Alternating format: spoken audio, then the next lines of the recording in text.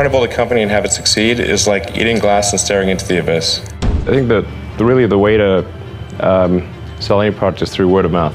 You know, when you put your blood, sweat, and tears into creating something, or building something, it's like a child. Want a soar? Get a mentor.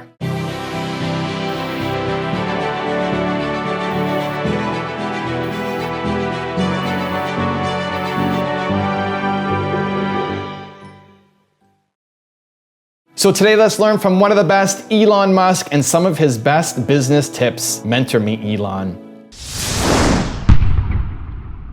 Okay, let's kick it off with rule number 1, generate word of mouth. How, aside from making great products, how do you get people excited about Tesla? There's a lot of people I know and that I talk to who are just intrigued and interested and excited about Tesla as a company. The thing I really focus on at Tesla is like really put all of our money into and attention into trying to make the product as compelling as possible. So, because I think that really the way to sell any product is through word of mouth. So if somebody gets the car, they really like it, and actually the key is like to have a product that people will love. Yeah. And generally people, if they're at a party or talking to friends or whatever, you'll talk about the things that you love. But if you just like something, it's okay. You're not going to care that much. But if you get love the reactions from the highs and the lows, yeah, so you got to make sure people really love you're gonna talk, and then that'll generates word of mouth, and that's basically how our sales have grown. Like we don't spend any money on advertising or endorsements or so anyone like buys our car, they just bought it because they like the car, and it's genuine. Rule number 2, take risks. One of the most difficult choices I've ever faced in life was in 2008. I think I had maybe $30 million left, or $30 or $40 million left in 2008. And I had two choices. I could put it all into one company, and then the other company would definitely die, or split it between the two companies. But if I split it between the two companies, then both might die. When you put your blood, sweat, and tears into creating something, or building something, it's like a child.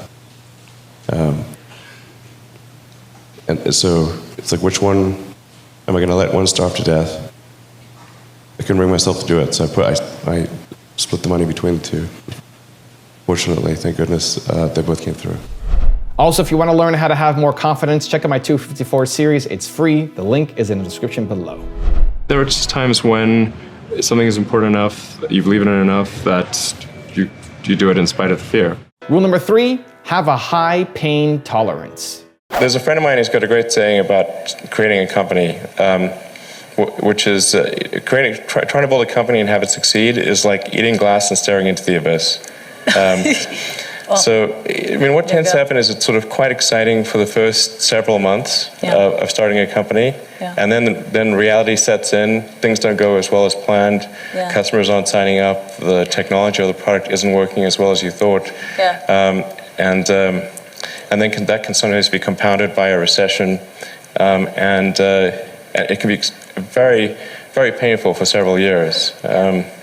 So I think. Frankly, starting a company, I would advise people to have a high pain tolerance. Rule number 4, don't let failures stop you. What was your biggest failure, and how did it change you? Well, I have to really think hard about that. Failure. Never heard of it. There's your answer. Well, there's a ton of failures along the way, that's for sure. As I said, for SpaceX, the first 3 launches failed, and we're just barely able to scrape together enough parts and money to do the 4th launch. If that 4th launch had failed, we would have been dead. So multiple failures along the way. I tried very hard to get the right expertise in for SpaceX. I tried hard to find a great chief engineer for the rocket, but the good chief engineers wouldn't join, and the bad ones, well, there was no point in hiring them. So I ended up being chief engineer of the rocket. So if I could have found somebody better, then we would have maybe had less than 3 failures. And rule number 5, the last one before a very special bonus clip, is don't rely on wishful thinking. Young people globally who want to be like Elon Musk. What's your advice to them?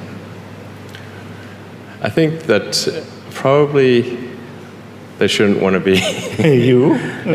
I think it sounds better than it is. Okay. Yeah, it's not as much fun being me as you'd think. I don't know. You don't think so? No. There's definitely, it could be worse for sure, but it's, I'm not sure I'm not sure I want to be me. Okay. But if, I think advice, I mean, if you want to make progress in things, I think that the best analytical framework for understanding the future is physics. I'd recommend studying the thinking process around physics, like not the equations. I mean, the equations certainly they're helpful, but the way of thinking in physics is it's the best framework for understanding things that are counterintuitive.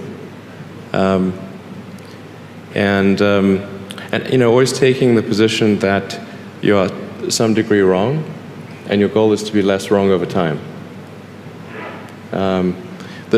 I think one of the biggest mistakes people generally make, and I'm guilty of it too, is wishful thinking. Like you want something to be true, even if it isn't true. And so you ignore the things that, you ignore the real truth because of what you want to be true. This is a very difficult trap to avoid. And like I said, certainly one that I find myself in having problems with. But if you just take that approach of you're always to some degree wrong, and your goal is to be less wrong, and solicit critical feedback, particularly from friends. Like particularly friends, if somebody loves you, they want the best for you. They don't want to tell you the bad things. So you have to ask them, and say, really, I really do want to know. and then they'll tell you. Now I've got a special bonus clip from Elon Musk on how to be willing to make sacrifices that I really think you're going to enjoy. But before that, it's time for the 3-point landing questions. Let's go from just watching a video to taking action. Here we go. Question number 1. What failure is stopping you that you need to get over? Number 2. What new risk do you need to take this week? And number 3. What 5 strategies will you apply this month to generate more word of mouth? I mean, Tesla really faced a severe threat of death due to the Model 3 production ramp. Essentially, the company was bleeding money like crazy, and just if we didn't solve these problems in a very short period of time, we would die. And it was extremely difficult to solve them. How close to death did you come? Within single-digit weeks. 22 hours a day, or like what? How many I hours? was working, so 7 days a week, sleeping in the factory.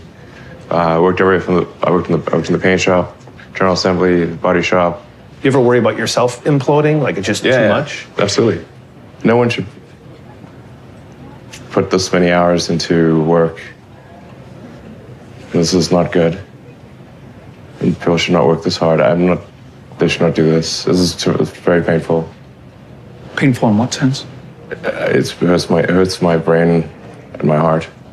So this is not recommended for anyone.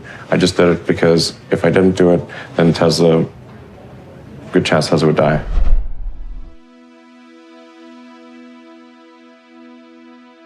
If you want to learn how to be the next Elon Musk, check out the video right there next to me. I think you'll enjoy it. Continue to believe, and I'll see you there. I must spend a lot of time with media or on businessy things, but actually almost all my time, like 80% of it is spent on engineering and design.